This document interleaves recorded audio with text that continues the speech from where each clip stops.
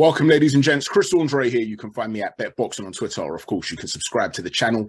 Let's talk boxing. As you can see, I've got a very special guest here today, a brilliant boxing writer, a fantastic boxing mind and insider, someone who I've been a big fan of for a number of years, and I'm delighted to have on the show. Mr. Steve Kim, thank you so much for joining us. Chris, I am glad we are finally meeting. We've been planning this for a while. I got a lot to talk about. Big admirer of the stuff that you do on a weekly basis, watch your videos, and to get another perspective from another part of the world. But Chris, I am excited to be on with you. Thank you so much, Steve. I really appreciate that. And, you know, I've been having withdrawal symptoms since the 3 lockdown rule went off.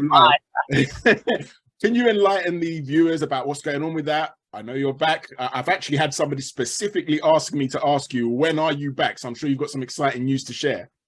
Yeah, the show will no longer be on Triller. There are some issues there that were more business related. So we have not been on the air since, I believe, mid-August.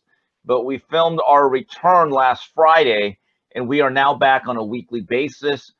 We have struck a deal with UFC Fight Pass for 2 shows a month, and it also includes a show every week. And unlike the previous deal, and I know this angered a lot of people, and again, it was out of our hands, this show will also be released on YouTube and also on the major podcasting platforms.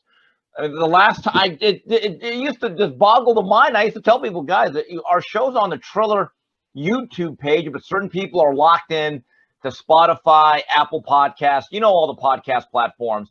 And so now we're going to be back to our regular audience, reaching out to everybody. And generally, the shows will be taped on Monday, but Mario had to do something for NBC in New York yesterday. So we're not going to be able to discuss what happened this past weekend with ROLLY, Romero, and ROMERO-BARROSO. But moving forward, the show will be every week. It'll be recorded on Monday morning, and then by, I believe, Wednesday, it'll be out for general consumption for everybody else. So we're really, really happy to be back. Well, I'm delighted you're back. And since you can't talk about ROLLY and Barroso on your channel, I'm hoping we can discuss it a little bit here. Sure. And we'll be your platform to the world. Look, to be honest with you, and I'm not seeking to be disrespectful to anybody here, but it was a very questionable choice of fighters, I believe, for such a significant fight, to make a fight for a vacant world title when you consider that Barroso is 40 years old. You look at ROLLY Romero, he's coming off of a loss to Tank Davis, which many say is his claim to fame. I saw your poll on Twitter where you asked whether people felt that the stoppage was down to corruption or merely incompetence, and a whopping 78.3% felt that it was down to corruption. I do just want to say, though, that just to offer a counterpoint that a couple of my own subscribers put out there, Karma Serene and Uncle Burnt Apostrophe, both messaged to say Tony Weeks was the referee in the Morrell versus Yebo Sanuli fight. And obviously that ended in some tragic ways, really, with Yebo Sanuli having some life-changing injuries. It could be possible that that was playing on the mind of Tony Weeks. But if that is the case, is it possible that he should be demoted and evaluated, perhaps go through some sort of probationary period? How do we overcome this sort of problem that exists in boxing? Well, Chris, that certainly could be an issue, but my view is this: one fight should not impact another in terms of how you officiate or judge it. And I think the difference is that fight with Morrell was a one-sided beating, which was simply allowed to go on too long. Now, again, let's make this clear, though. The first firewall has to be the own corner. That corner has to say, we've had enough, kid. We're done. In this particular fight, the fighter that got waved off was winning the majority of the fight. That's the problem. I really believe that if you have psychological issues as an official because of what happened in terms of a fatality or a serious injury from a previous fight, maybe you shouldn't be working fights of this level moving forward. So there's 2 ways to look at it. As I said on my column for snack.com, I heard this long time ago, and it's more and more proving to be a prophecy. Fighters perform for today, officials and judges perform for tomorrow. I don't want to be disrespectful of Tony Weeks. I have no real evidence of corruption or any subterfuge that took place, but that looked like an agenda being carried out. Let's look at the players in play.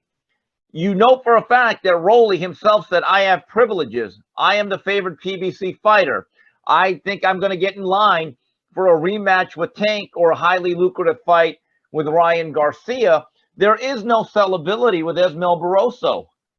So I have a question, and in my heart of hearts, to everyone that's out there, do you truly believe that Tony Weeks would have made the same call if the fighters were reversed in that situation? Just ask yourself that.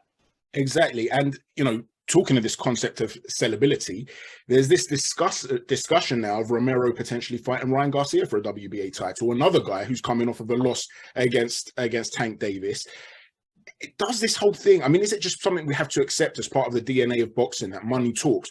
Or is there something that can be done for us to improve it? Because I find it so difficult to talk to friends of mine who are casual boxing fans. They're predominantly fans of other sports. And I got a WhatsApp message from a friend to say, Chris, what the just happened in that Barroso-Rolly fight?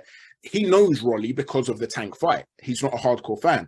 How do I convince that sort of guy to cross over and become a more consistent boxing fan when we're seeing these sorts of things? Well, I think it's hard. Look, has boxing lost its market share to the more organized structure of the UFC, which basically, it's not a full monopoly, but they have a large majority of their talent, and it's not so talent driven in terms of the decisions that are made. So they get the fights that they want as a fan base much more often, and they actually have rivalry, something that is now becoming less and less commonplace in the sport of boxing.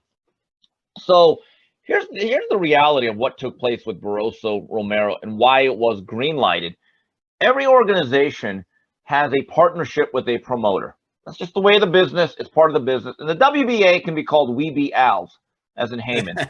So, you know, you have a vacant belt with the guy that has not fought in about 50 weeks. Okay, that would be Rolly Romero. He fought May 29th of last year. Never had a fight at 140, a full-fledged junior welterweight fight. Barroso is a guy, I've actually called some of his fights several years ago, a career lightweight that has never made any real waves at 140 and had been knocked out in all 3 losses. That alone suggests to you that there is a certain type of privilege or a treatment that is not afforded other fighters. That alone makes it a very tough fight to make credible. And I think that hurts the sport of boxing. Look, I actually don't think that we need one belt because the fighters do not fight enough, Chris. If you had one championship per belt, fighters would have to get, they would actually quit the sport.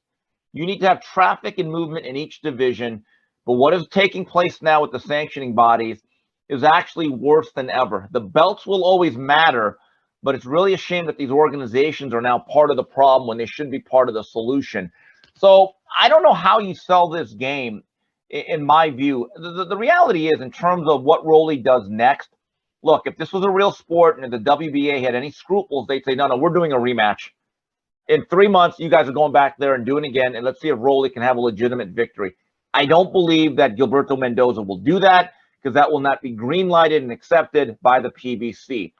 With that said, there is a reality told to me long time ago by the late, great Jay Larkin, who was the president of Showtime Sports when they had a much better and different division of boxing. He said, Stevie, boxing is business dressed up as a sport. That's the reality. And that is why Ismael Barroso simply was not going to be allowed to win this past Saturday night. But in terms of the short term, I get that, and that makes sense. But in terms of long term, if you want to maximize your earnings, surely it would be more profitable long term to have the sport work as a more well-oiled machine. I actually agree with you. I was Chris, they've never thought about the long term. They've never.